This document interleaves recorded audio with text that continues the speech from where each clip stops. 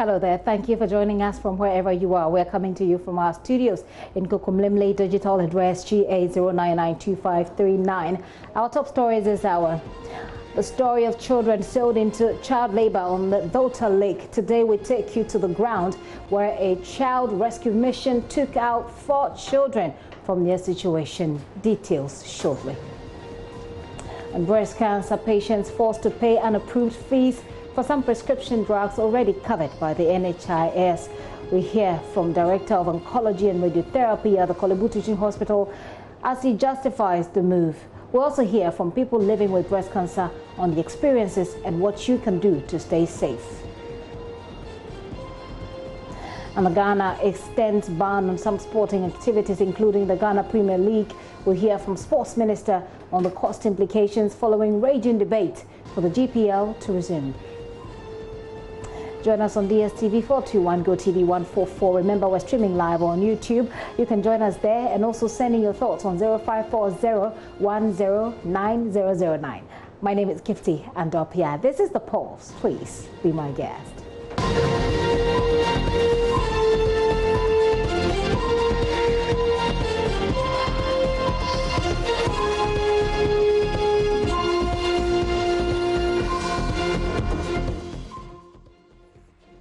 They were born like every one of us, innocent, beaming with hope for the future.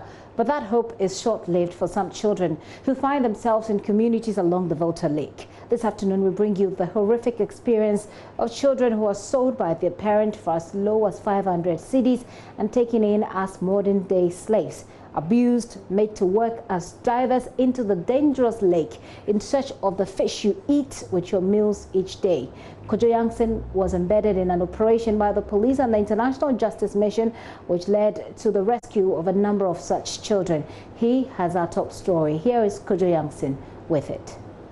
Imagine not having 3 square meals to eat a day. Imagine not being able to play like you ought to play as a child.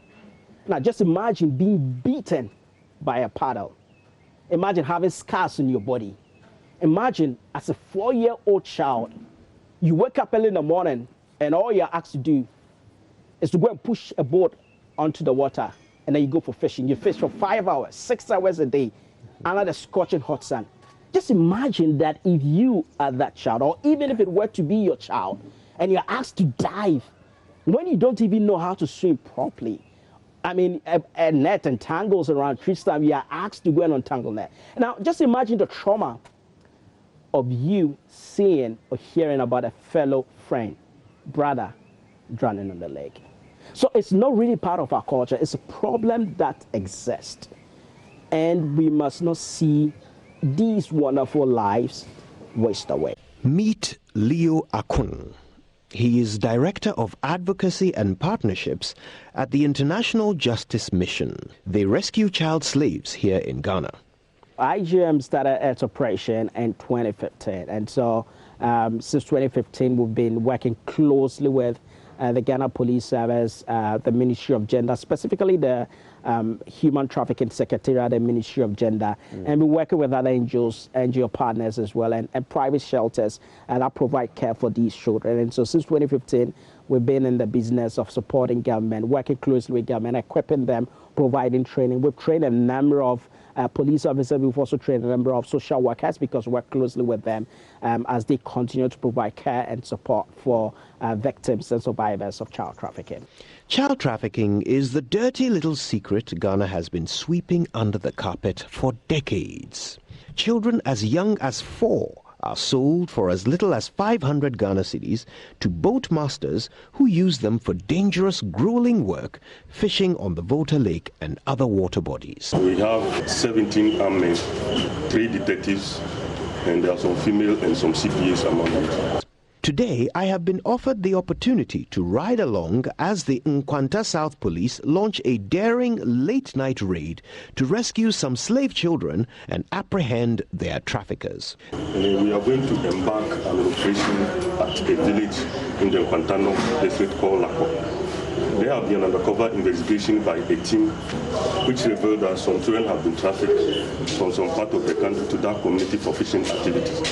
So we are moving to the community to arrest the perpetrators of the crime, to rescue the children as well, and bring them to Uganda. The police do this as often as they can with support from organizations like IJM. Okay, so with the Ghana Police, we support them in identifying potential cases of trafficking, and after that identification, we also support them in developing a tactical plan that will help in leading to the rescue and arrest of the suspects.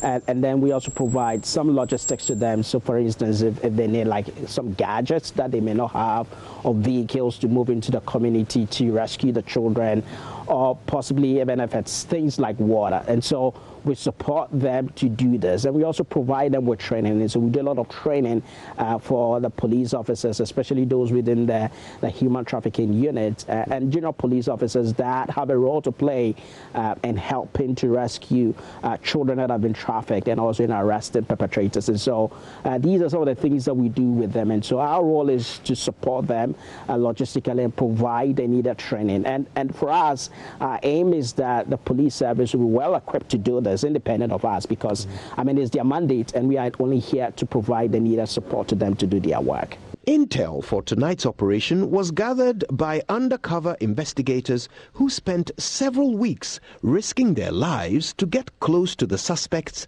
and observe their criminal activities. One of the undercover operatives agreed to speak to me. Yeah, what we actually saw was the boat master was engaged in fishing with the victims at the lake side, and the instructions given out had no mercy or kind of caring for the children. You will also see that immediately the boat master will end the sentence instructing a child victim, he quickly obeys the order, even though without letting the boat master end his sentence. So it seems that it is normal routine with them. So they are always up and doing to please not to be abused. So you will see them engage in different, some are for paddling of the canoe, some are for drawing of water from the boat, and some are for drawing the net from the fishing from the river. It is time. In a fast-moving convoy, we set off on our mission. The journey to the target's location takes almost 3 hours. We've been traveling for about 2 hours now from Nkwanta. We are now approaching Lapo, which is the community in which the suspects are living. The suspects are a husband and wife.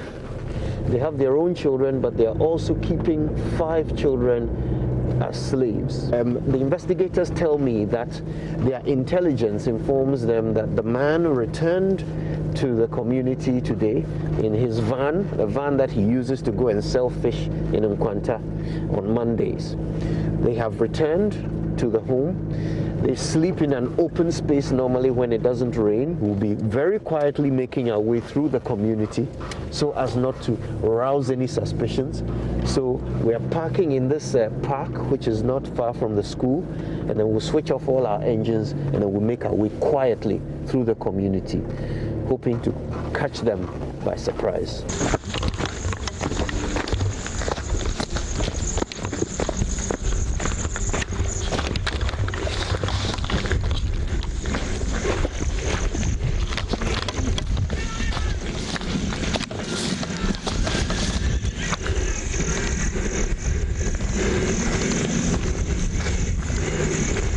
This is a remote fishing village. Most of its predominantly Kokumba residents are fast asleep. They can't hear our padded soles as we walk briskly but quietly between their mud huts, zeroing in on the target's home.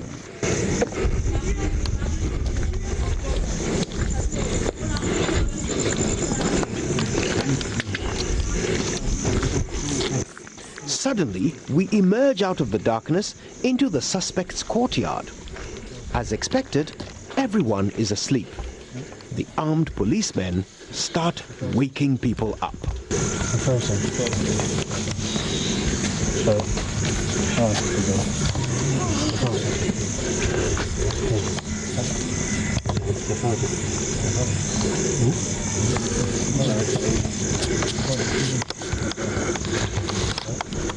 we're here in the compound where the suspects live. You can see behind me one of the suspects, a lady in a cloth who is getting dressed. Another of the suspects is here, sitting on the mat, handcuffed to another suspect. There are family members all around.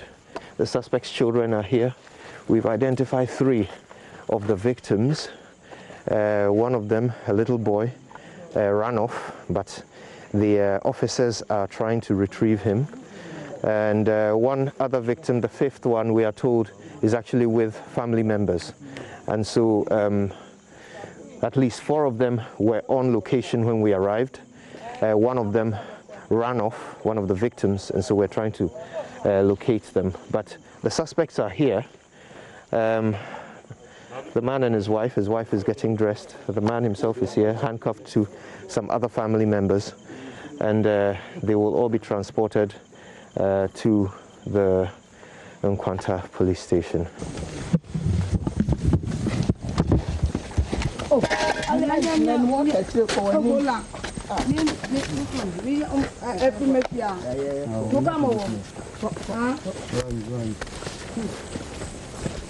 The suspect's wife is very much a part of the criminal enterprise. According to the undercover operatives, she has been in control of the female slaves. In getting to the house, you realize that the boot master's wife actually was engaged with his own children at the shed. But you could see that the 2 victims were very withdrawn from her. 2 female victims. 2 female victims are very withdrawn from her. They are not able to associate themselves with her, unlike her own biological children and a granddaughter. So this really shows that should she be the mother of these 2 females, there will be some kind of rapport that will show that yes, there are strong ties between mother and daughter. But that certain things were not seen. So that one also gave us the detail or information that this might be likely a child trafficking case.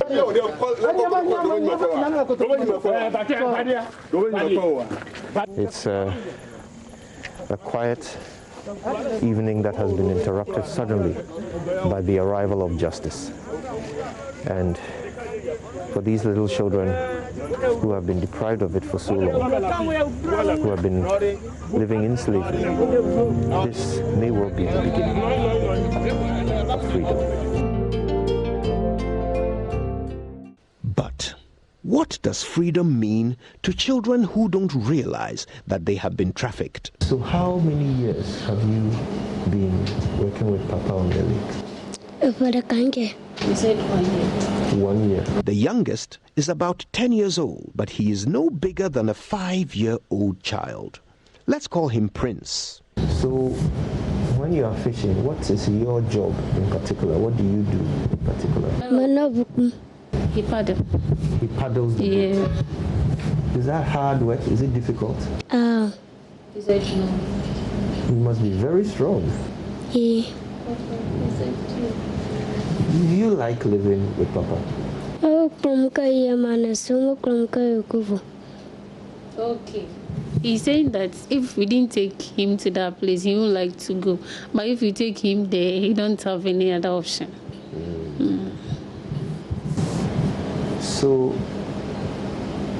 when you were with Papa, were you going to school? He said no. Why not? What were you doing instead? He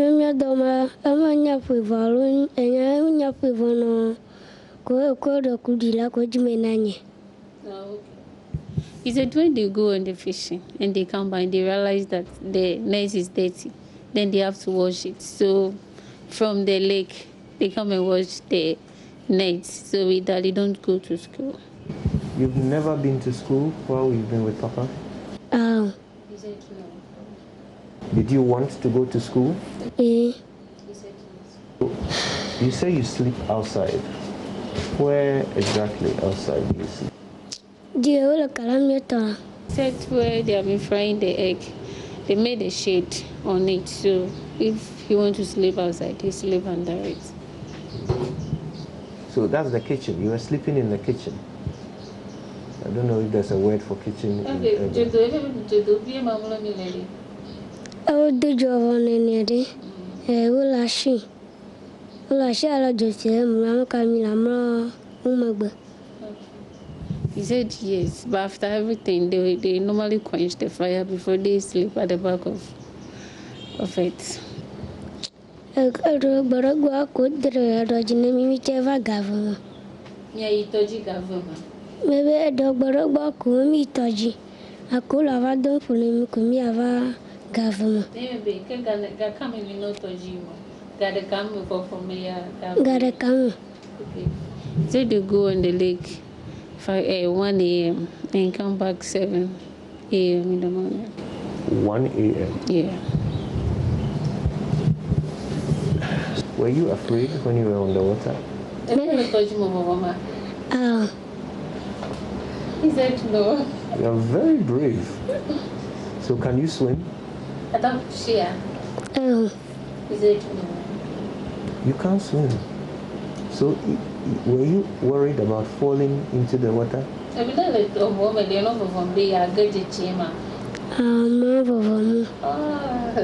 He said no, he's not afraid. So if you fall in the water, what will you do? He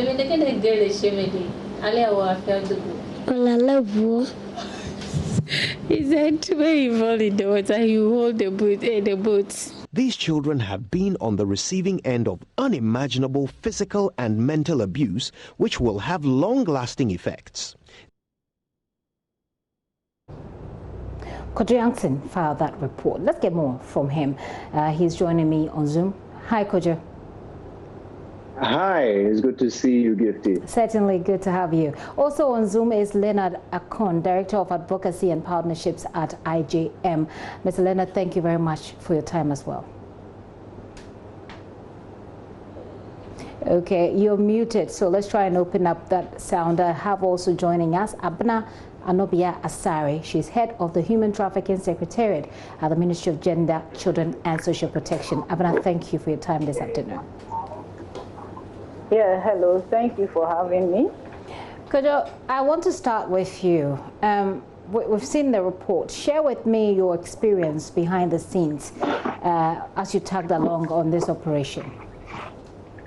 Gifty, I've got to tell you, it was quite an adrenaline ride. We joined a very well-trained team of about 18 armed police officers, as well as some female liaison officers and some social service workers. Now, it was a journey of almost 3 hours from the Nkwanta South Police Station to the village of Lakpo, which is near the actual township where we picked up these suspects. Now, the journey itself was along some very challenging roads, but when we got to the township, and this is a township that is occupied by fishermen, very often nomadic fishermen, so they build these makeshift homes in the settlements, and they are quite separated, these homes, by lots and lots of bush and forest and foliage. So it was thanks to our advanced intel that we even knew which way to go. Now, the police officers, very well trained, they set off at a brisk pace. And of course, my crew and I were lagging behind. They disappeared. This was a pitch black village. You couldn't see your hand in front of your face. That's how dark it was. And they were far gone ahead of us, no flashlights in sight. We had to basically follow our instincts to try and find these police officers. I can assure you we went the wrong way a couple of times, but eventually we caught up with them. And then we turned up, all of a sudden, in this compound where the suspect and his family were living. And you could immediately tell who the slave children were and who the suspect's own children were. The slave kids were sleeping in the kitchen. Right after they've turned out the fire, they had made some makeshift place for them to sleep right there on the hearth, while the family members were sleeping in pride of place under a canopy, nicely sheltered, with a breeze, wearing very clean clothes. The children, you could tell, were very neatly dressed in their singlets and shorts. The father himself with his relative were sleeping on an uncomfortable mat, the mother doing the same. But the slave kids were abandoned to their own fate in this kitchen, surrounded by fish and utensils and all kinds of things. Now, everybody was shocked when we turned up. You could see from the video, the suspects themselves did not know what hit them. But eventually, once they understood why the police were there, they actually became quite belligerent, quite defiant. And that surprised me. I expected them to be, remorseful. Okay. That was not the case. Right, Kojo, this individual. Kojo, yes. I'm going to pause you there for a minute, and I'll come back to that because I saw that at a point they were, saying something to the officers that didn't sound very pleasant. So I'll come to that bit. But let me engage Leo on this briefly. Leo, this story has been told several times, and so it's a bit amazing that you can go back several years after, compare your notes, and realize that you're looking at the same story. What is the extent of this situation at the moment? Yeah, so thank you, Captain, and once again, good afternoon to your cherished viewers. Let me say that the problem of child slavery on the Volta Lake is very complex. People do it because many a time people are not being held accountable, and people hide under the guise of beautiful culture to perpetrate this crime against wonderful children. And for me and for us, one thing that we've said over and over again is that we can end this problem if we sort of marshal our resources to end it. Let's just put police patrol boats on the lake, and this will stop in no time. Just like we have patrol vehicles on our highways, just to enforce the laws, let's do the same for the lake. And I believe that this will end in no time because, the boat masters or the slave masters hide in islands that are difficult to access. And it looks like the Volta Lake and the many places where these things do happen and are far away from the city center, and so it looks like many of us are not aware, and the perpetration of this act just continues to go on. But we believe that we can end, and we've seen some commitment being shown by the Ghana police, some commitment being shown by government, but more is still needed to be done. And I'm going to go to Abna shortly, but I want to find out from you, what number is this operation? Because this is not the first time. You've been conducting this operation periodically. You pick up these children. What number of operation is this? How many children so far have been rescued, by the way? So since IGM started its operation in Ghana, we've supported the police to rescue over 160 children from the Volta Lake so far. Interesting. Abna, I'm coming to you. I know that the IJM have been, has been supporting, the ministry has been supporting all other state agencies that are into protection of some of these children, but we also know that they cannot do the work for us all the time. What interventions are coming in from your ministry?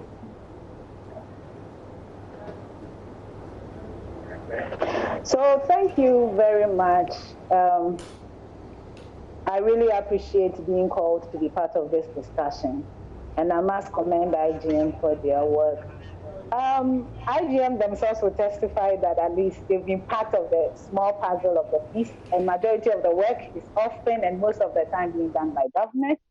So at the end of the day, they went for the operation. They have to leave off for social workers to take over and all that. It's a whole puzzle on its own that each piece has to work at their own end to make the total whole complete. So yes, they've been working in part. I must say, it's not only the Volta Lake that there is trafficking. IGM's work often is on the Volta Lake.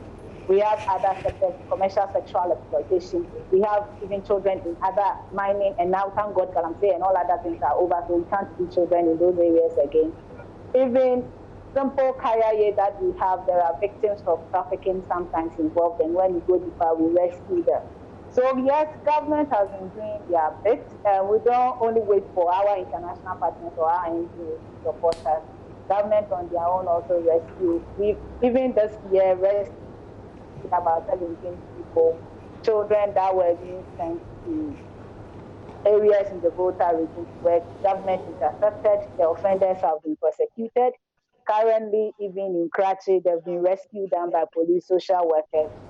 The offenders have been prosecuted. So it depends on the operation. It depends on where it is happening. It depends on the information that we get. It depends on the surveillance that has been mounted. It also depends on who reported and then who is handling the case. So IGM, yes, they are there. They are one of our supporters. We can't say they have not done enough. They've done a lot. But also, government is also doing it to ensure that all of us work together. They alone cannot do it. Government alone cannot do it.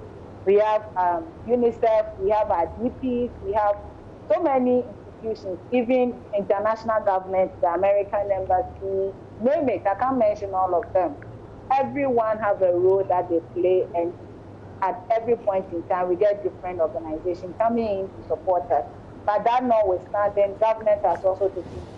Okay, that point has been that point has been well articulated. Thank you. Okay. I want to find out what typically happens after prosecution. You've indicated that some rescues have been done, some prosecutions have gone on, but typically what happens after those prosecutions? So it's two-sided of the story. We have where you apprehend the perpetrator and need to ensure that we get accountability.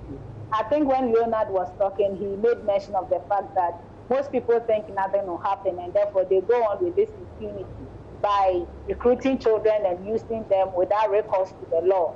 So right now, the point is that when we get offenders, we want to ensure we prosecute the latter, being it a fine, being it jail term, being it a bond, whatever it is, to ensure that we are deterring others from doing the same thing we do at our end. The second part is the victim part. When you rescue a child like it has been done, that child has gone through a lot of trauma, that has gone through a lot of mental and psychological trauma, that including physical abuse, that you cannot just let that child go back to the community without counseling, without support. You can see that some of these children have not been to school. We have to try to ensure that we teach them basic skills, basic numeracy, literacy, whatever it is, to ensure that when they go back to the classroom, because here, the age of a child also is very, very important. If you are 6 years, you should be in class 1. If you have never had all these basic kindergarten, nursery training, and then this child has no idea about numeracy, no idea about simple ABCD, we need to take them through all this to prepare them so that we can put them back to school. Every child needs to be in school. Some, when you rescue them, have medical conditions. And you have to ensure that you support them with all the necessary medical screening to make them better people. Some come with bilharzia, some come with heat rashes on their body. Some, we've even rescued some, and I think with one of our IGM's victims we rescued, had the hole in heart we didn't know. We have to quickly arrange for surgery, and they supported, government supported, Kolebu Teaching Hospital supported, and we were able to do surgery for that child. Some come with other even transmitted diseases. We counsel them, teach them how to live with it. There's a whole process depending on each case and what happens. After that, we do what we call family tracing. You could see Kojo mentioned the fact that when you get to the communities and you rescue, often the traffickers or the offenders are not using their own children. They are using children from another place. They've recruited, they've brought them from somewhere. So it's up to us and the social workers plus the police to do the risk assessment and the family tracing. You go back to the community, where is this child coming from? Sometimes it's very sad that a parent they themselves cannot even recognize their own children. Looking at what has happened, or they've grown so much. If you give out a child at the age of 2, 3, 4 years, and maybe we rescue 5 years after, surprisingly, some parents can't even recognize their own children, and some children can't recognize their own parents.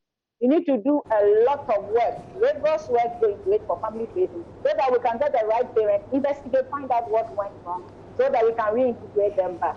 As much as we want to keep children, we don't encourage keeping children in homes. Shelter homes, private homes, no. We want children to grow with family. We only keep a child when there are no family member or the parent, or in fact, when you do all the risk assessment, it's not safe. For example, if the traffickers are the parents themselves, then you can't place that child there. You need to look for a foster family to place the child. So it goes through a whole lot of process. It's not just a one-day off activity. Even after the issue, you need to follow up to find out what is happening, to avoid rape trafficking. If there is a problem in the home, you need to ensure that you are also sending counselors or social workers, and then to solve the problem in the home. Then the child can have peace of mind, the child have to be in school, and all the necessary support that needs to be done are done for them. So it's that two-way approach that we follow. Jailed, if any? Sorry, can I get the question? How many people have been jailed, if any? So in 2018, for issues of child trafficking alone and child labor, we were able to prosecute 15 people. When you take trafficking, that was, the 15 was just for those that were charged under child labor. We prosecuted 7 for child trafficking related cases. In 2019, we have been able to also prosecute 16 people. And as we speak in 2020, about 3 convictions have also been gained. That involve just trafficking related issues. So yes, people have been jailed, and these are the data. Back to 2018, you say 15 people were prosecuted. They were prosecuted. What happened after the prosecution? Were they convicted?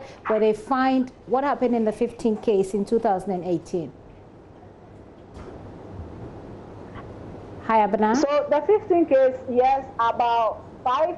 Yeah, hello, can you hear me? I do. Please go ahead. Okay. So yes, we had about 5 that had 7-year jail term for trafficking.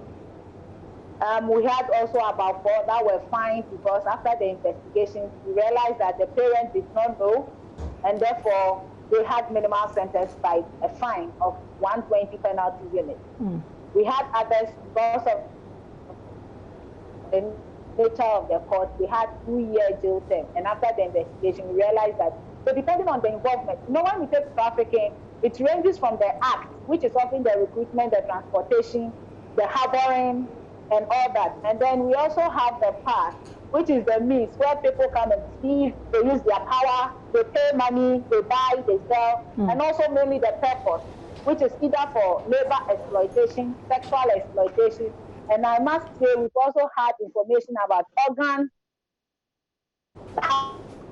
testing as well. So that is also a third one that has come in. We are yet to establish fully, because most of the time, of course, if your organ is harvested, you won't come back to come and tell your story. We've heard it from people, those who go through the irregular way, not actually for children, but in the adult side. So these are the purpose of trafficking most of the time.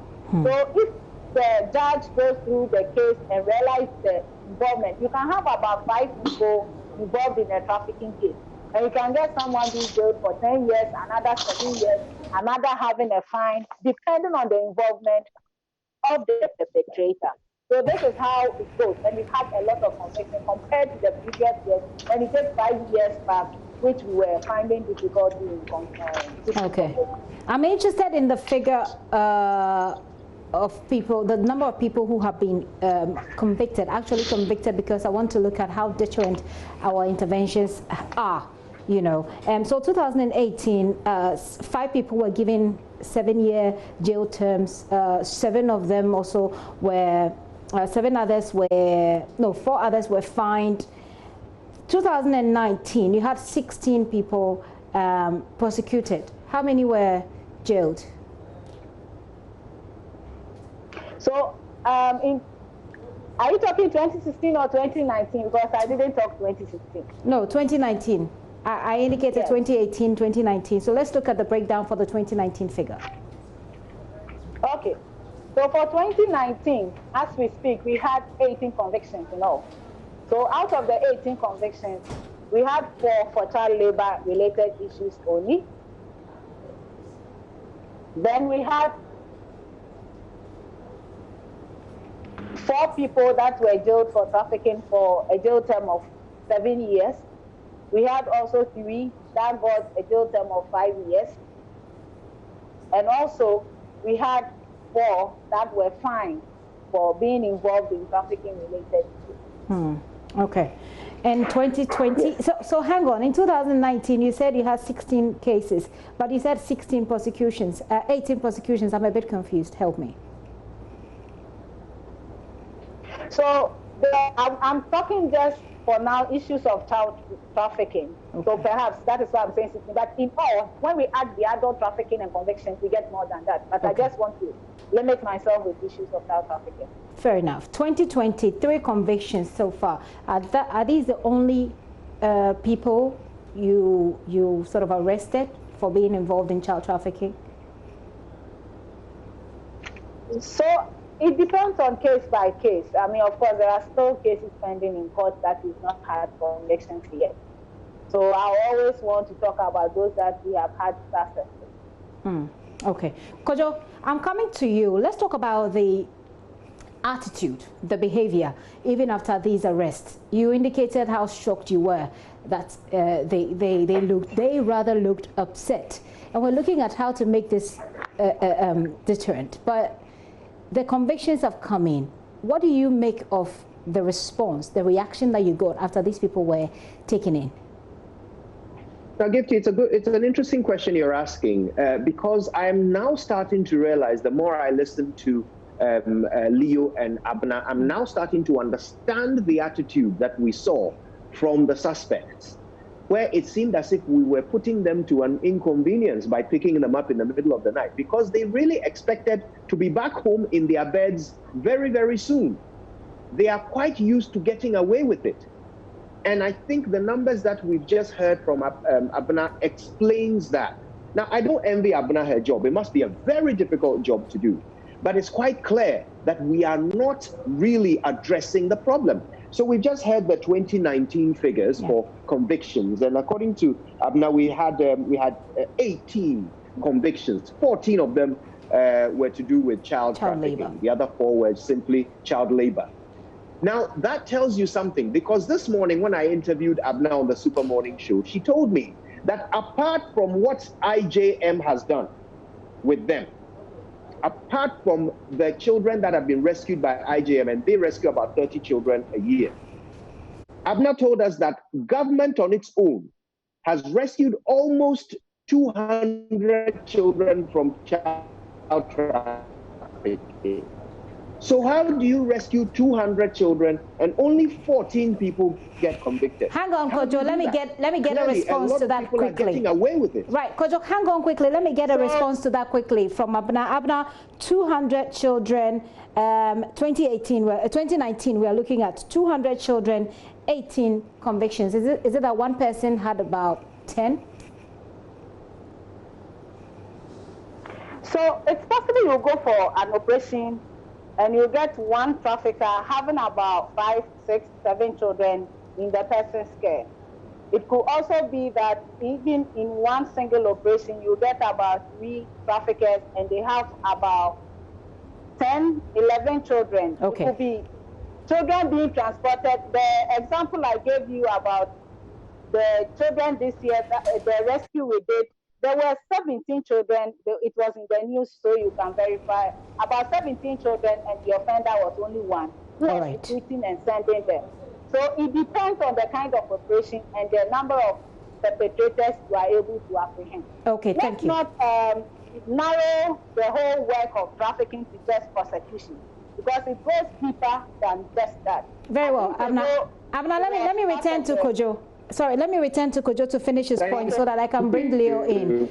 Kojo, thank you. Wrap up your point. Thank you. Let's bear in mind, the 200 figure that we are referring to. That's what, according to Abna, government has done without the help of partners like IJM. So the number of rescues done by IJM, that's yet to be accounted for. So I don't know if the number of prosecutions that IJM has supported, that's yet to be accounted for. So okay, my point Abna, I'll have you. Kojo, sorry to interrupt. Abna, I'll have you. We have just a few more minutes to wrap up. I'll have you make notes from the points that Kojo is raising, if you want to respond to them, and then we can come back to you and take the response. I'm sure that's okay. Kojo, wrap up for me on the points you're making. Thank you. Let me wrap up really quickly, Gifty. So the solutions are very simple. Leo alluded to it. All we need to do is put patrol boats on the water, just like how we have checkpoints on the roads. Nobody will take children out onto the water to engage in child labor if they know that the police will see them doing it. So that is one solution. Now, at the moment, about 1 million cedis is put into a fund by government to help with this kind of work. 1 million cedis. That's less than $200,000. Is that what our government is saying is the value they place on the lives of children who are being trafficked? I certainly hope not. Okay. So if you are putting less than $200,000 to this, then how are we surprised at the outcome? How much of that money can you even spend if you are going to use it on these 200 children that we have rescued? If you are just going to buy each of them one T-shirt, okay, and you are going to buy medication for just half of them, how much of that money is that going to spend? So clearly, we are not prioritizing the problem as a nation as we should, and I don't envy Abna her job at all. I get that you need to add that. Let me bring you Leo in. Leo, IGM has been doing this for as long as I can remember, and I follow the work of IGM for some time, and I know how much effort you put into this, how much you support state agencies to get this done.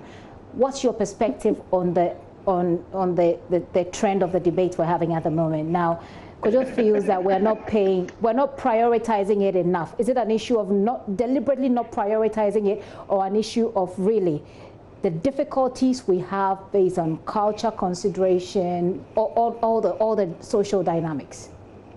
Yeah, I think that the social dynamics play a role, but I mean, some of the challenges that we've enumerated, they're surmountable. I mean,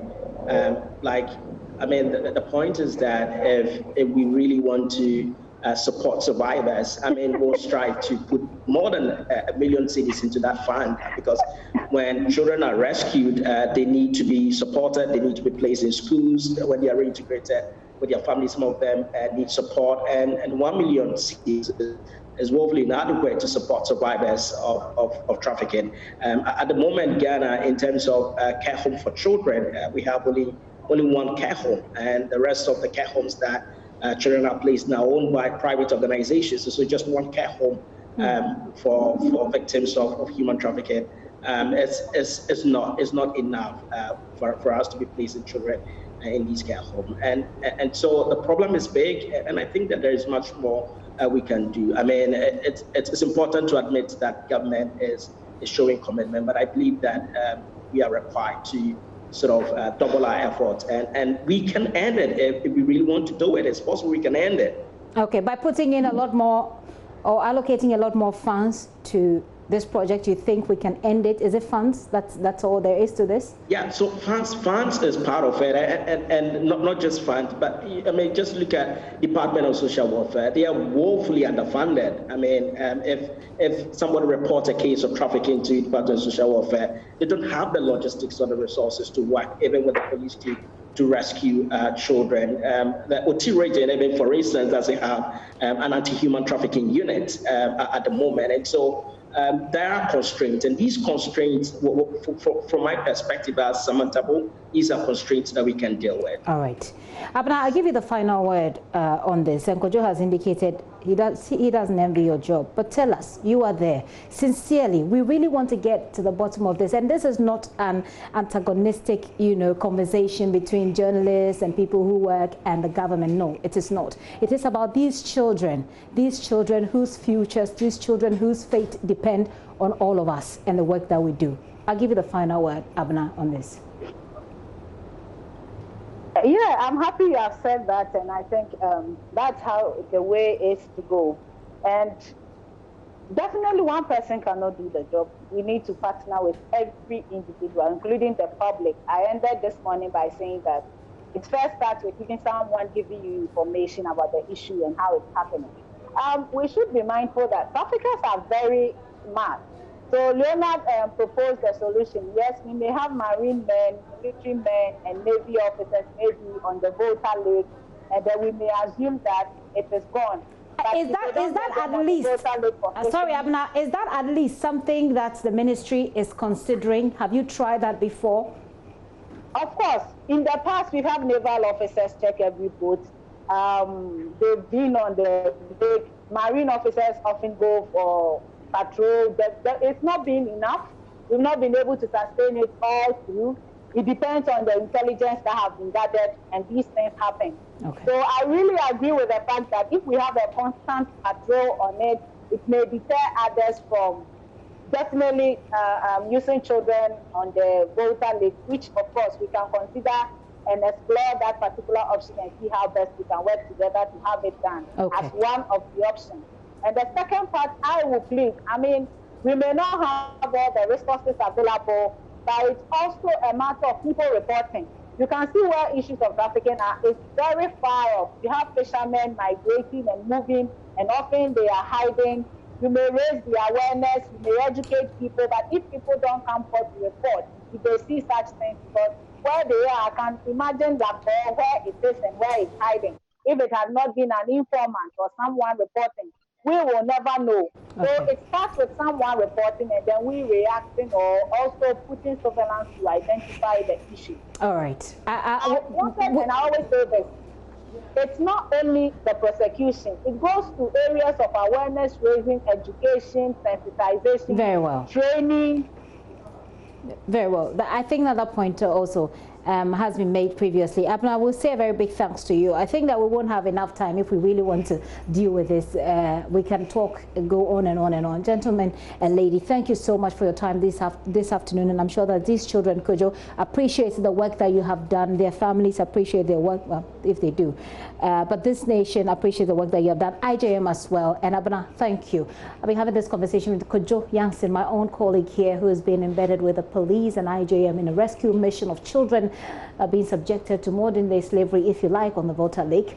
Leonard Akon, Director of Advocacy and Partnerships at IJM, and Abna Anobia Asari, she's head of the Human Trafficking Secretariat at Ministry of Gender, Children and Social Protection. And Abna, I'm excited that you are female and you're doing this job, and I really wish you well, and I want you to make all of us females proud. Thank you. This is still The Pulse with me, Gifty and Apia. We've talked about child trafficking. I want to find out if you live in any of these areas. Do you have an experience to share? Have you seen any of these things happen? What can you tell us?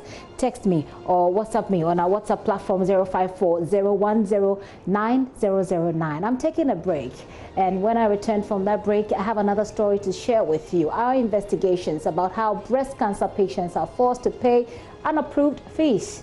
We'll be talking to some of the breast cancer patients as well, or people living with breast cancer. How have they done it over the years? What advice can they give you if you don't have it, so you can stay away from it, and if you have it, so you can live with it comfortably and do the right thing so you live longer?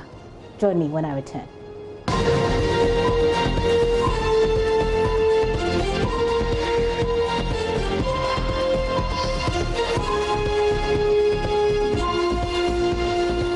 Welcome back. This is The Pulse with me, Gifty and Apia. Some of you have been sending your messages in on the child labor story. Aziz Donla from WA says child labor is tediously, very tedious and against the 1992 Constitution of the Republic. So therefore, anyone found trafficking children should face the law. In fact, the child slavery documentary by JoyNews should be a rehearsal case for the state. Aziz Apawes, NASPA president. Aziz, thank you very much for sending that message. This message says, God richly bless you for rescuing these innocent children. Please let your team come to Gemini and you will be shocked how these trafficked children are suffering. Isaiah sent the message from Mankasima. Isaiah, is it so? Thank you very much for drawing our attention to that situation there. JoyNews, good afternoon. My name is Kweku. My contribution is that any moment we use the nation's money anyhow, we are creating avenues for people to be poor in the villages.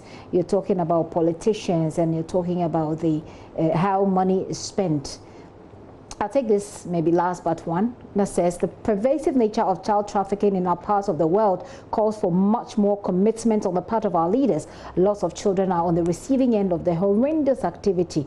Regulatory authorities must be up and doing. From Ibn Chambers, who sent this message from Yakubu. Issues of child labor and child trafficking ought to be tackled head on in this country. I agree with Kojo that it's not given the needed attention and priority. From Daniel Atta, who's sending us this message. You don't give us the location for this, for where you're sending this message. Thank you very much for sending all these messages.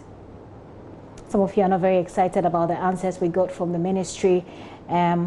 But thank you for sending your message. Let's talk about cancer or breast cancer. It is one of the most painful ailments, crippling victims mostly for life. In Ghana, the high cost of treatment led to many sufferers dying painfully. Luckily, the NHIA last year listed the main treatment drug, Herceptin, on its list of approved drugs to be given to patients for free. Unfortunately, however, some patients say they are made to pay for certain fees and charges before being able to access the drug at the radiotherapy units of the Kolebu and the Komfo-Anokye teaching hospitals. Here is investigative journalist Kwete Nate. Today when I'm here, they are telling me that to pay $250. That's why I'm surprised. Vida, not her real name, is a middle-aged woman battling breast cancer.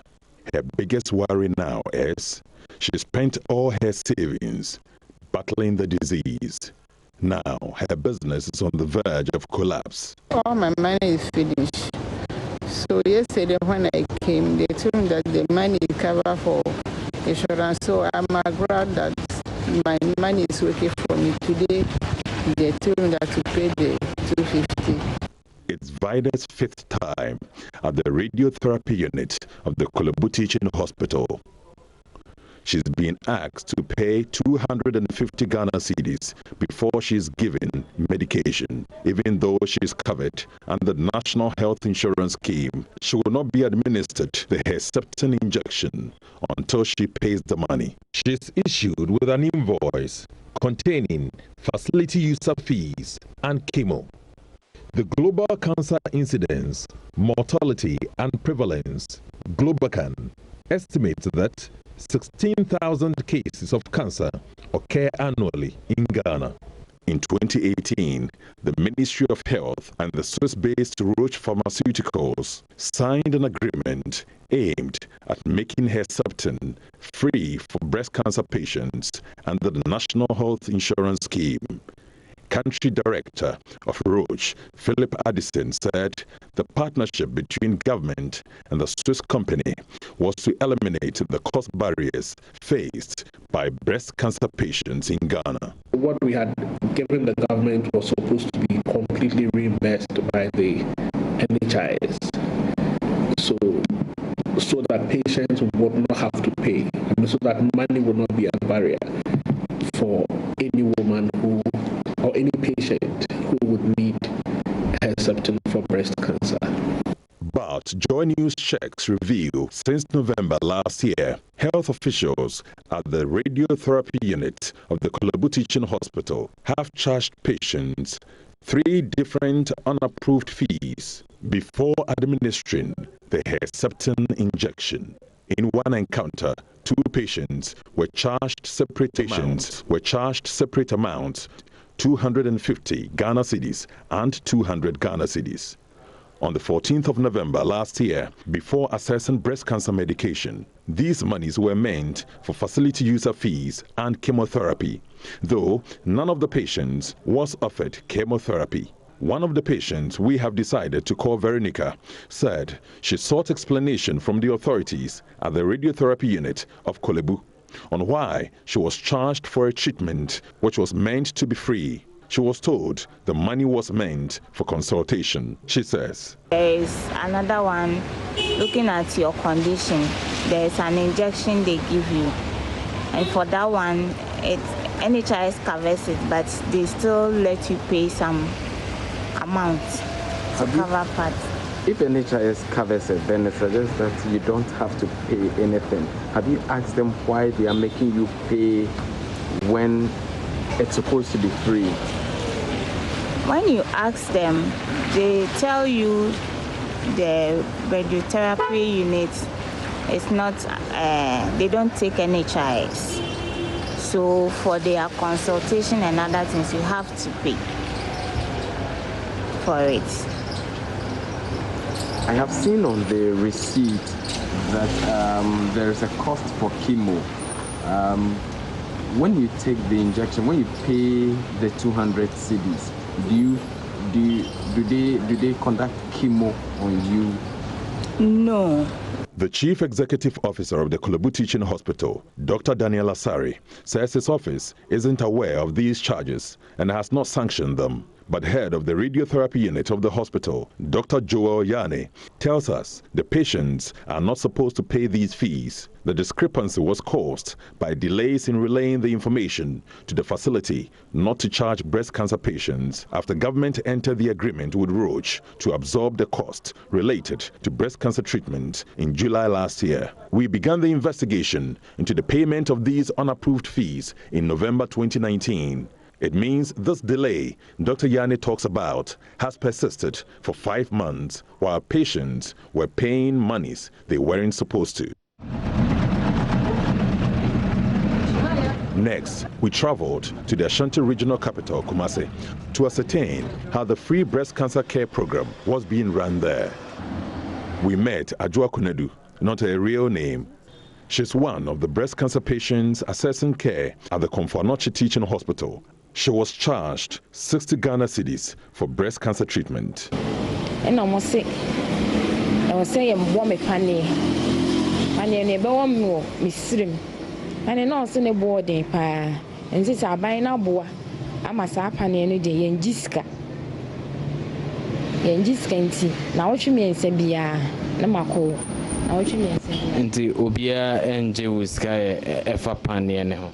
That's what they be. And I said, me could you me food that me chair 10 CD. Me chair 10 CD. Now me call pan and so I me chair 20 CD.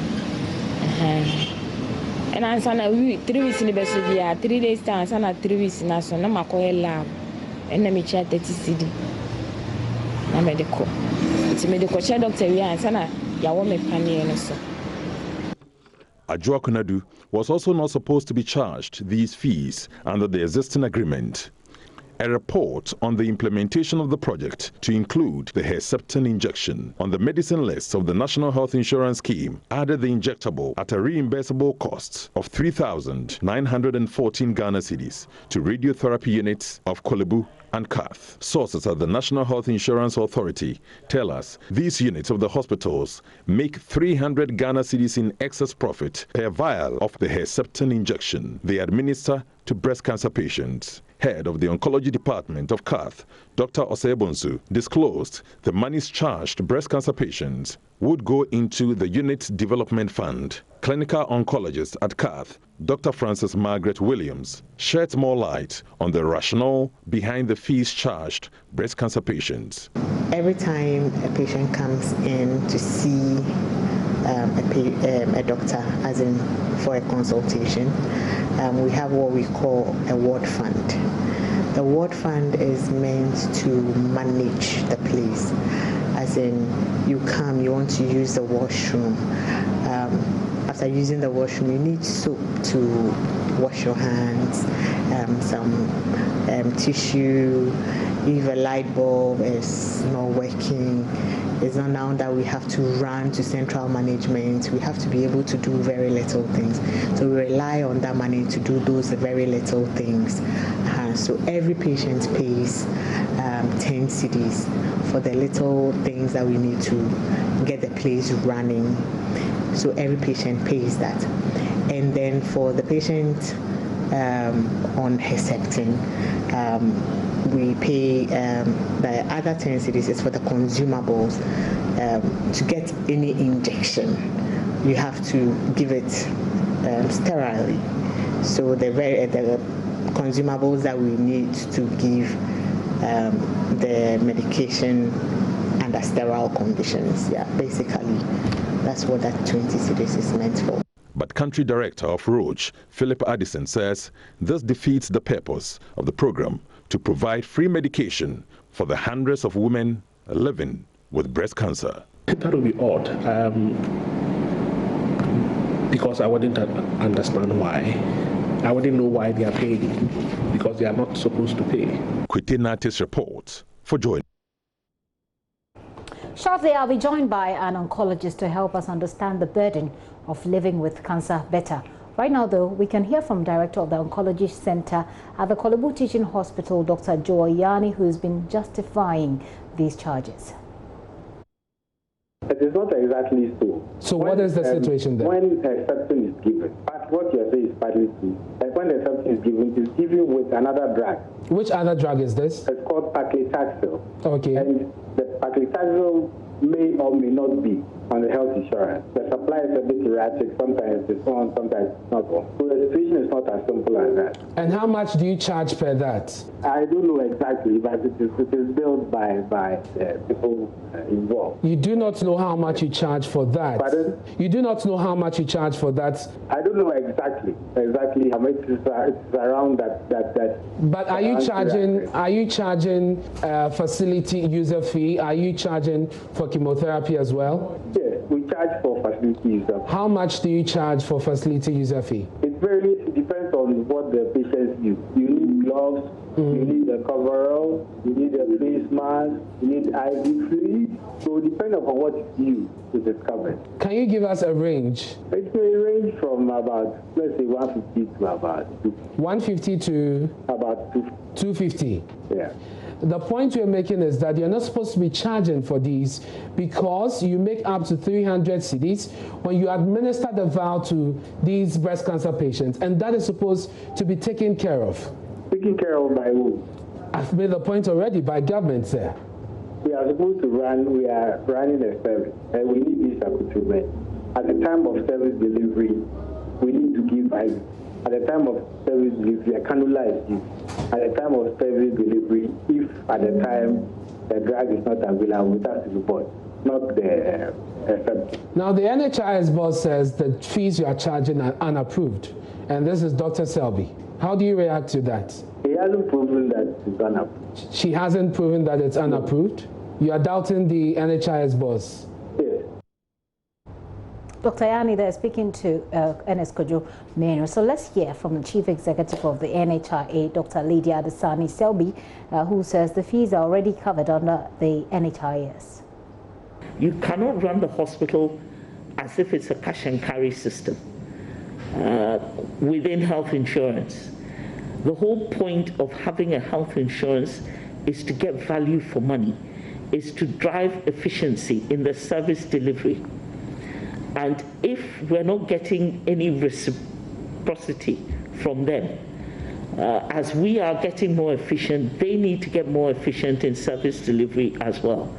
And if that is not happening, I'm afraid it defeats the purpose of having a national health insurance scheme. We are in a lot of dialogue with the service providers to really see how we can address this issue, because it is denting public confidence in the scheme. But I would say over the last 2 years, 2, 3, 4 years, when we got into difficulties, they were taking money from the patient and we still paid. It works out to double payment. By now, they should have at least had excess payment for them to be able to stop these illegal payments if they felt it was because of arrears. I think there's a bit of bad faith going on here, and it needs to be addressed. Patients feel very vulnerable, and they find it difficult to sometimes report just because they know their lives are in the hands of those they are reporting. It is a very delicate situation, but we do have some reports and some evidence, and I know my team are investigating, and they will bring me back a report so that we can address it. That's the NHI's boss. I have Professor Clegg Lamptey. He's an oncologist to help us understand the burden of living with cancer better. Prof, thank you for your time this afternoon. But a little correction, I'm not an oncologist, I'm a surgeon. A surgeon, I'm sorry for that. Thank you very much for that correction. So to give us a typical perspective of someone living with cancer, I mean, we can perhaps play with the idea in our mind. We've seen pictures, we've seen videos, we've seen movies. Typically, you deal with them. What is their perspective of life? How do they see life, and what is the burden that's upon them? Well, first of all, the perception of cancer to many people is a death sentence. So once they are told they have cancer, they tend to lose and they tend to resort to other therapies. And because of that, they tend to report late to the hospitals. So one of the typical problems we have is that patients report when their cancers are quite advanced. And then it poses further problems to do with the treatment.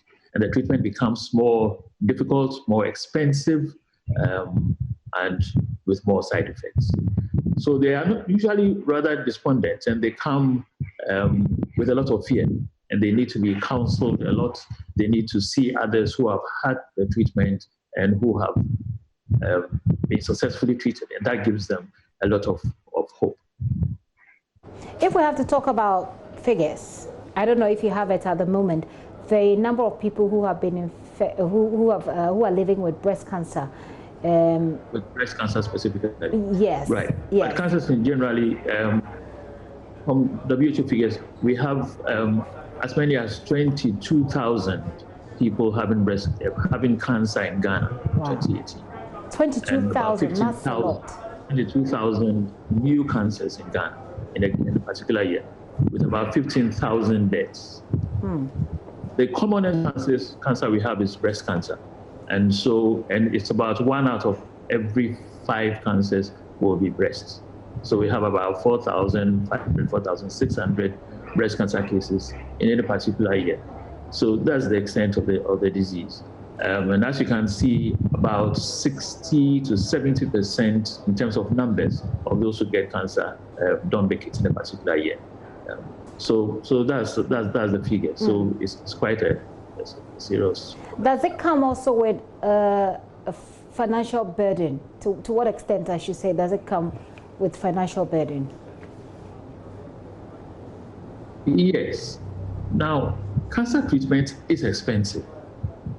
Fortunately, we have the National Health Insurance Scheme, which, as it were, is treating the 2 commonest cancers we have, that is breast cancer, cervical cancer. And I know they are making efforts to extend the coverage to other cancers. So it is an expensive disease to treat, because for breast cancer, for example, you have surgery, you have chemotherapy, there's radiotherapy, there's hormonal therapy, and there are what we call the targeted therapies. You mentioned Herceptin, the clip before.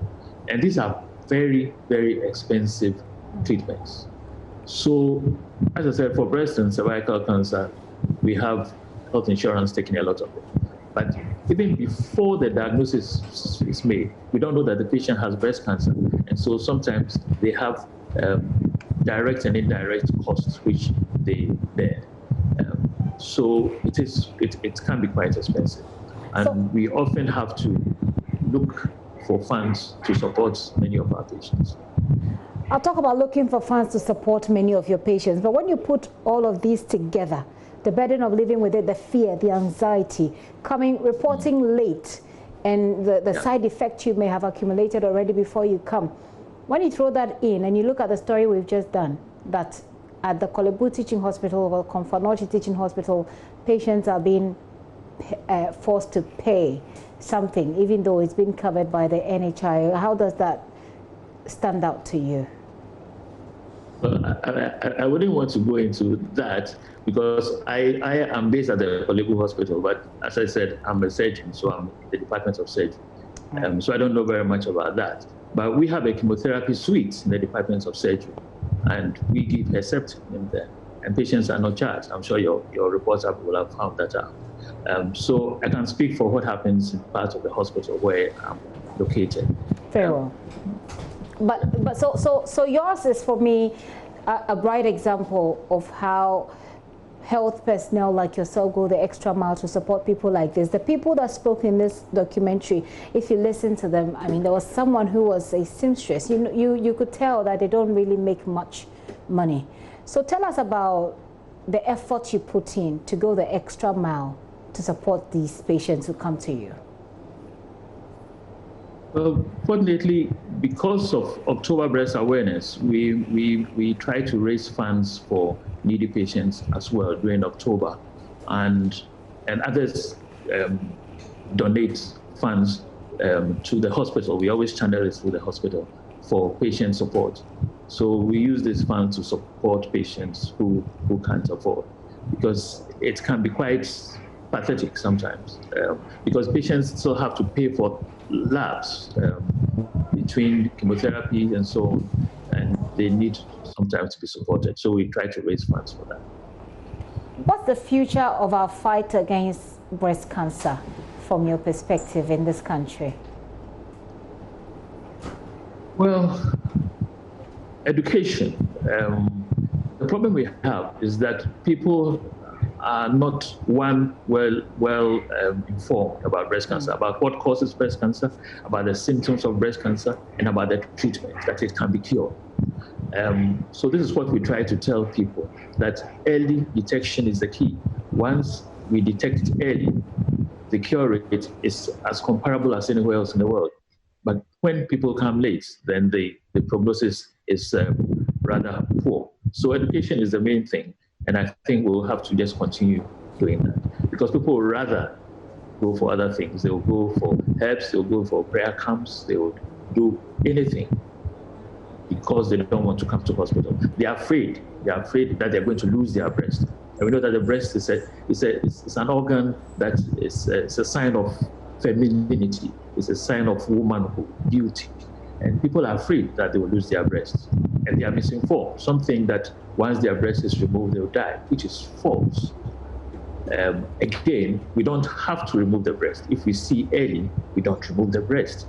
But people don't know these things. And so we have to keep educating people and also showcasing survivors, those who have had the disease and who are living very healthy lives for 10, 20, 30 years and over. So for those of us who at least don't know that we have breast cancer, what are some of the tips finally to protect ourselves and to make sure that we're staying safe and away from it?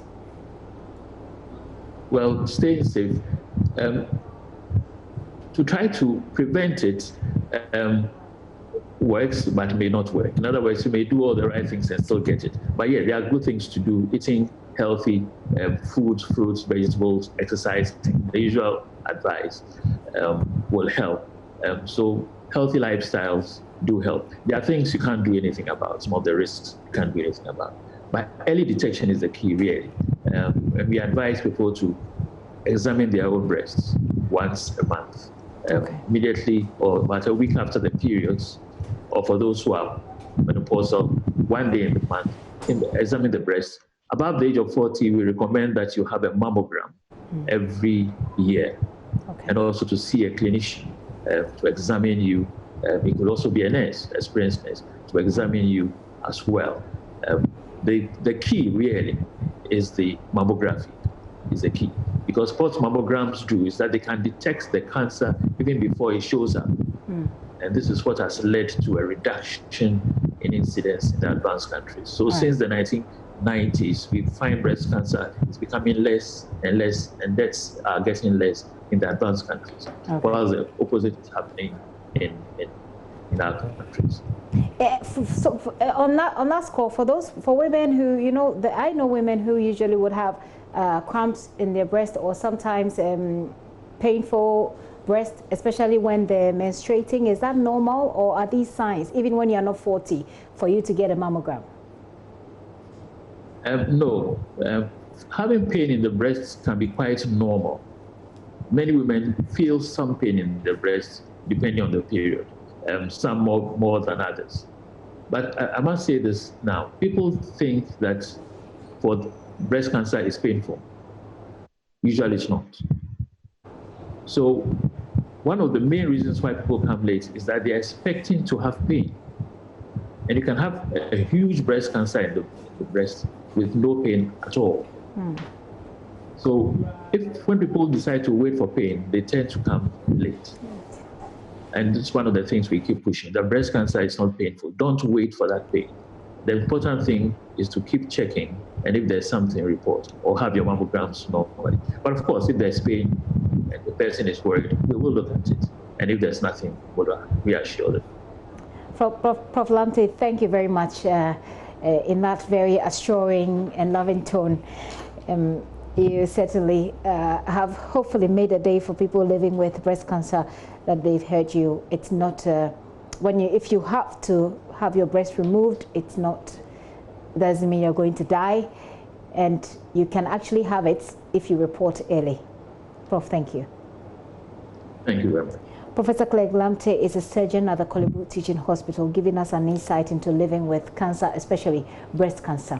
Away from that, we're staying in the health sector. Some health staff in the central region are faulting health authorities there of not allowing them to isolate for 14 days after some of their colleagues tested positive for coronavirus. According to the health staff, after their samples had been taken, they should be allowed to spend the mandatory 14-day period in isolation whilst they wait for their test results. But health authorities in the region, according to actually on this back of this story, have discounted the claims of the health workers, saying they can't allow all health workers to stay at home just because some of their colleagues have tested positive for the virus.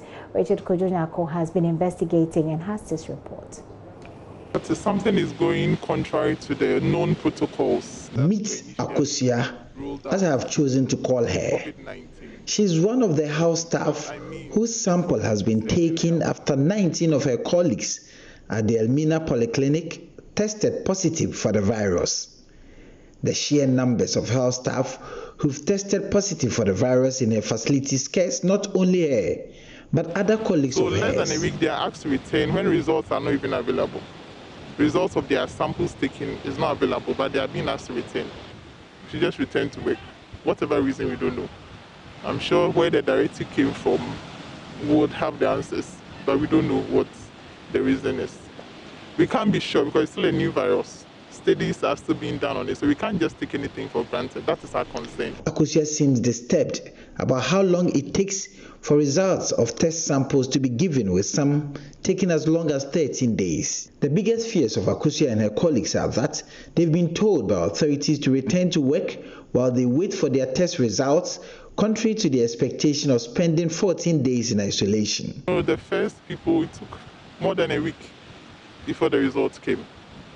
Most days been taking quite some time. And it's quite scary because you have to go back to your homes. Yeah, exactly. We have so many other contacts, and even our other staff that were not primary contacts, we are concerned about them, and also about the clients who are coming to the facility thinking everything is okay, but we don't even know our, status yet. But we are being asked to return to work. But the KEA Municipal Directorate of Health, where the Elmina Polyclinic falls, and that debunks the claims of the health workers. Kathy Ampa Bryant clarifies the situation. What happened was that we had an enhanced surveillance as a district. We had the very first 2 cases. When we had it, we were trying to manage it. Then the directive came from the Regional Health Directorate, from our bosses up at the Regional Health Directorate, that we should do enhanced surveillance as part of the activities to, in the fight against this pandemic. So as a municipality, we planned towards this, and we had a target of about 800 samples to take. So out of it, we also included that of our health workers. So in this wise, all the health workers were also screened. So the enhanced surveillance didn't extend to only the community members, but even the health workers as well. So the results came, and out of it, we had quite a number being positive.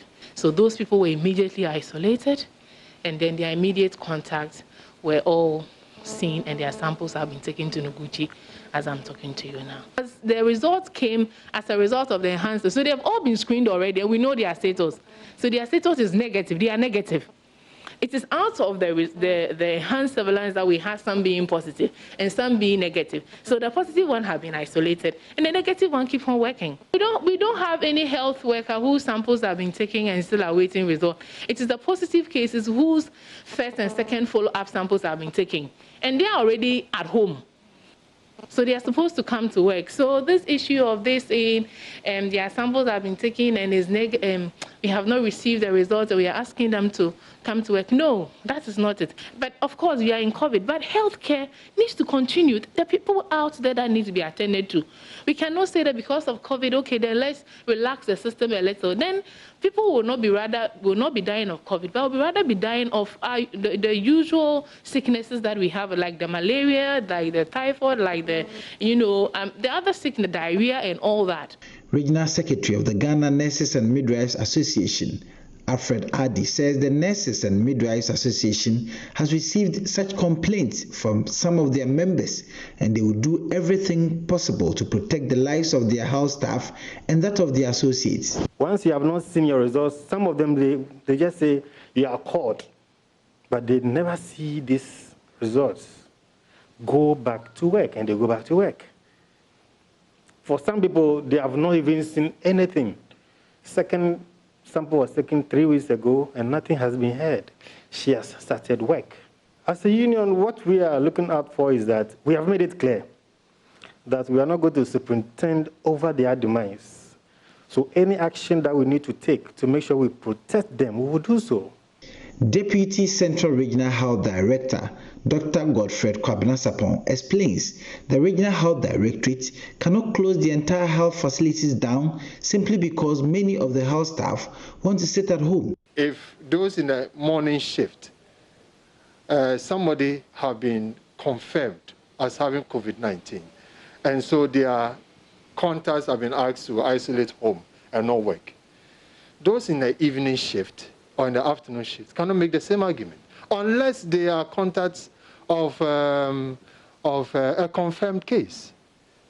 But if they want to stretch the argument and say that, well, although we are not in the same shift, but, well, they are my friends, and so I should also be tested and be asked to isolate, essentially we can stretch the argument to cover all the stuff.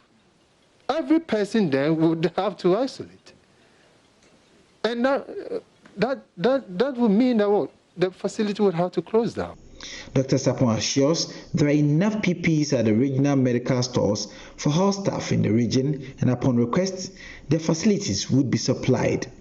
For JoyNews, Richard Kwejonyako reporting. Climate-smart agricultural practices are seen globally as a means of ensuring food security whilst mitigating the impact of climate change on the environment.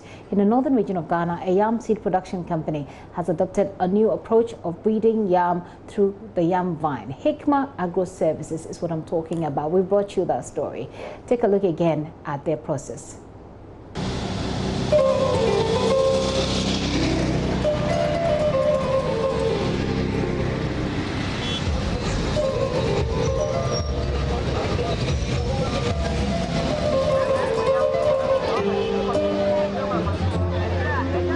Throughout the humid African tropics, root, tuber, and banana crops are the most important food staple. Approximately 300 million people in developing countries depend on RTB value chain, namely cassava, potato, sweet potato, bananas, and yams for food security and income. Yam is an important staple food crop in Ghana and is produced throughout the country. Ghana is the leading exporter of yam, despite the fact that it is the third largest producer in the world after Nigeria and Cote d'Ivoire. Like most things in the world today, climate change is a major threat to yam production systems.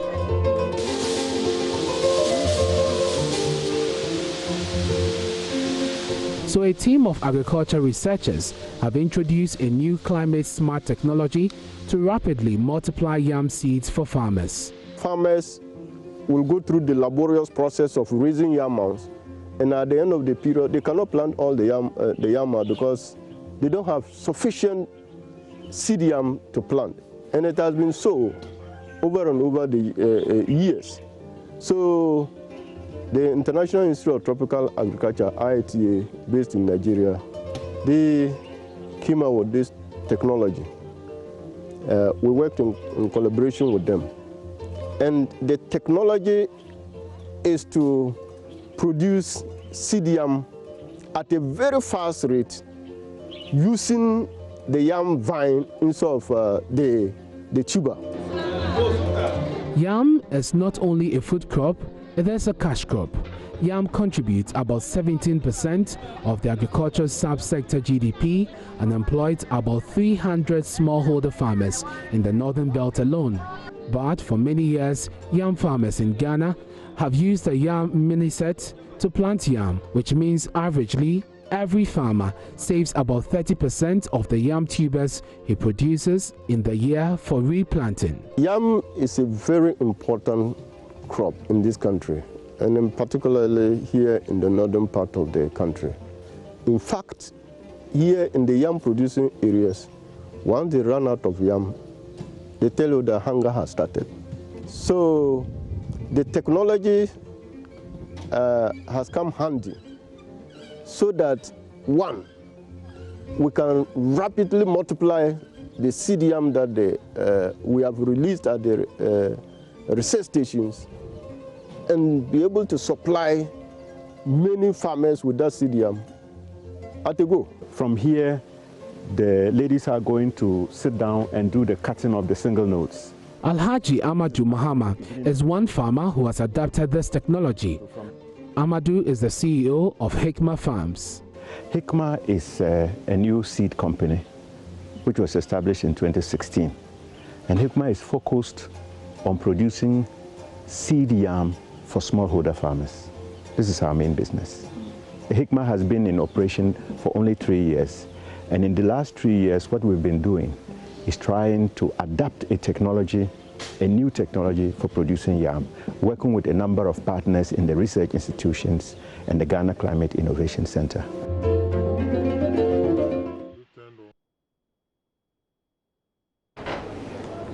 Let's get on Zoom and talk to Abdul Nasser Alidu. He's an entrepreneurship consultant at the Ghana Climate Innovation Center. And Ms. Alidu, thank you for your time this afternoon. This is a great innovation. Let's start from the idea, you know, what's motivating this idea behind it? We know about climate change and the climate action that's supposed to be taken, but what's yours? Share with us. I'm guessing you're talking about what is motivating us in carrying out this project and carrying out this project, following people like this and bringing out those encouraging stories. The whole point is climate change over time has been seen as, it is a problem that we all have. We all know this is our world, right? But the solution has often been promoted by government. So it's mostly been governments looking at how do we mitigate climate change, how do we ensure that people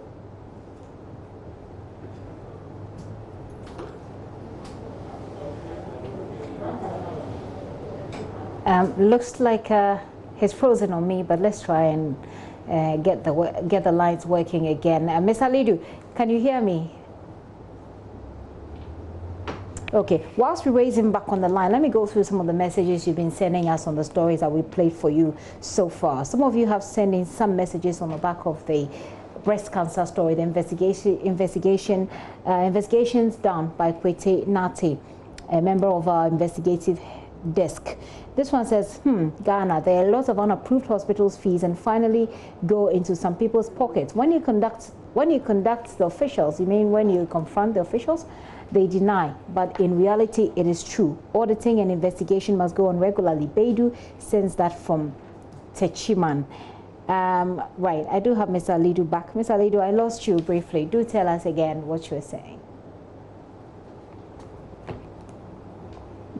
My apologies. I think the internet was... That's totally understandable. Please go ahead. So what I was saying is, so what we are doing in Ghana is we have this incubator, which, so the Climate Innovation Center is actually housed at Ashesi University. And it's, like I said, it's funded by the World Bank. And the idea is to identify businesses in Ghana who are, embarking on climate change mitigation or climate change adaptation ventures. And then to bring them in and help them through a program to become a lot more successful. So that's what we are doing. We are doing in Ghana. Okay. At the end of the day, what are you looking to achieve? Okay. So at the end of the day, right, what we are looking to achieve is this. we know the economy is going to grow. Okay. Over time, this economy needs to grow. And today, Ghana is growing at close to 8%. But the question is, are we going to power our economy with climate smart technologies, or are we going to power our economy with technology that's actually going to destroy our environment? We want to see a future where Ghana continues to grow and even grow a lot more than we're growing today. But then the companies and the technologies that's powering the economy are technologies and companies that are also good for our economy, so that we are growing, or we are not destroying our environment in the process of growing. So that's ultimately is what we want to see on a very high level. So far, what's your assessment? Okay, we're doing very well. I mean, so to date, we've incubated about 83 businesses in 5 key sectors. So we've incubated businesses in climate smart agri, and Hikma Agro Processing is one of the companies within that space. We've looked at companies in solar. We've looked at companies in domestic waste management, water purification, energy efficiency. So a whole broad range of companies. And some of these have moved on from just small startups to become award-winning businesses. So how are we doing? I think we're doing pretty well. The companies that we brought in have cumulatively generated over $2 million in terms of revenue in the last 3 or 4 years that we've been operating actively. We've created over 150 jobs, direct jobs, actually. So yes, it's successful, but it has to continue. It's something that needs to continue so that it doesn't become something that started as a success and then got left off and nobody heard about it. We need to ensure that it becomes completely national, and that's how our economy runs. And we are excited to partner with you on this journey to make it national, to bring prosperity to our people, to support our economic growth. We'll be having more of this conversation, so I won't bore you and our viewers with too much, and also take out the juice. So we'll have more of this conversation. Thank you very much for joining us this afternoon. Thank you. Abdul Nasser Alidu is an entrepreneurship consultant with GCIC, and they are taking this climate action, and we are here working with them.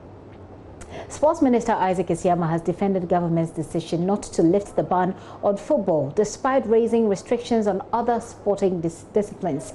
According to the minister, the cost which would have been incurred in ensuring the necessary conditions to prevent the spread of COVID-19 among players compelled government to maintain the ban. Speaking at a press briefing, the National Sports Authority had estimated that about 60,000 cedis would have been needed to isolate teams and test players before matches, whilst ensuring the stadia are regularly disinfected. I'm happy to announce that Ghana's preparation to host and organize the 2023 African Games is on course. So far, there hasn't been any indication of the postponement of the Games. Nonetheless, the 2023 African Games project team, led by my hard-working Deputy Minister, Perry Okujato, are officially preparing for the events come 2023. As you are aware, sports continue to contribute to a wide range of social benefits, such as improvement in health, crime reduction, and the promotion of social and national integration.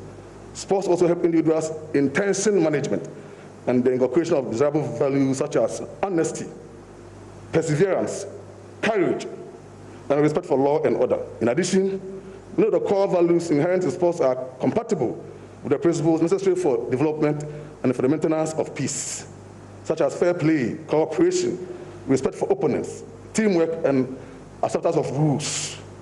The life skills earned through sports help empower individuals and enhance psychological well-being, such as self-esteem. In order to avail ourselves of the enormous benefits in sports, His Excellency the President of the Republic, Nana Addo Dankwa Akufo-Addo, on 31st May 2020, per his update number 10 of Phase 1 on easing restrictions, announced that individual and contact sports can go ahead with the appropriate social distancing and hygiene protocols. To begin with, what do we mean by individual non-contact sports? By definition, non-contact sports are those where participants should have no possible means of touching. In view of the nature of the COVID-19 pandemic, team sports generally do not qualify for exemption because of non-adherence to physical distancing. Accordingly, and in line with the presidential directive, restrictions on the following individual and non-contact Olympic sport activities are lifted with immediate effect. Athletics, generally, badminton, baseball and softball, chess, cricket, cycling, golf, gym, individual non-contact para sports, keep fit clubs, of course, in attendance should be 100, not exceeding 100. Sports Minister there earlier this afternoon. The Electoral Commission in Ashanti region is debunking alleged delays in the operation of the biometric verification machine as faulty but configuration problems. This is because the exercise started at 8 a.m. instead of the 7 a.m. earlier communicated.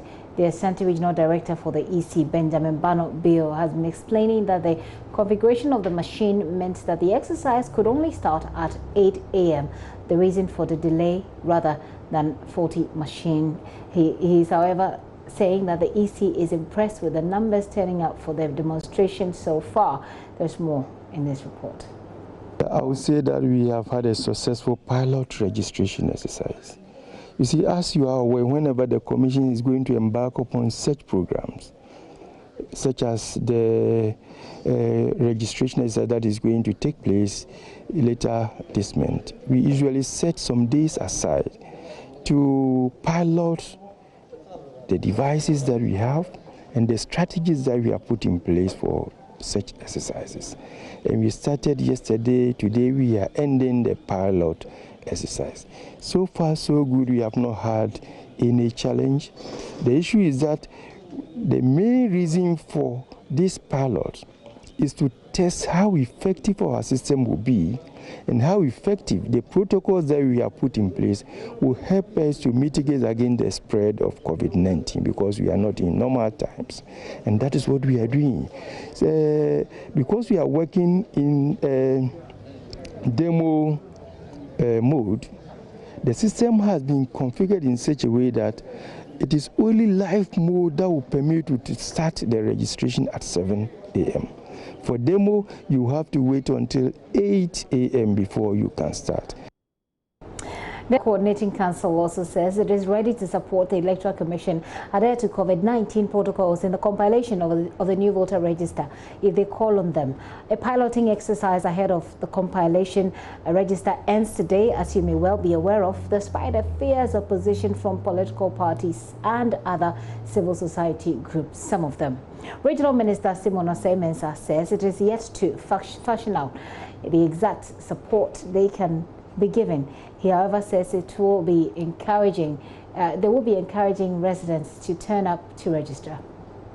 As soon as the EC comes out with modalities as to how they are going to organize the registration process, then we will also meet as a council and take decisions within the general framework that will be given by the Electoral Commission. But now that they've not come out that they are going to do the registration today or tomorrow, and they've not come out with the modalities for the registration, to be difficult for the Regional Security Council to say that we will do exactly A, B, C, and D.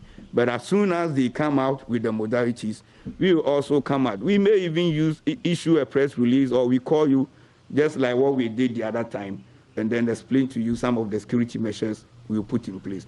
All I can assure everybody is that everybody will be safe and secured within the region. Thank you. Just a quick look at some of the messages you've been sending in on the stories you've done so far. This one says, JoyNews, are you only talking about child trafficking? I know a schoolmate who was suffering because she was raped and for saying no to forced marriage. Physical assault and intimidation is the least to mention. Please contact Dofso or others. Abubakar sent that from Bandang Kwanta in the Savannah region. And this, let's see. This one says, I really need clarification on the breast cancer issue. A relative was diagnosed, you go on and on and on. After she was referred to the oncology unit at Cath and was asked to undergo radiotherapy. what clarification you need, I may not be able to give you right now, but keep your dials right here.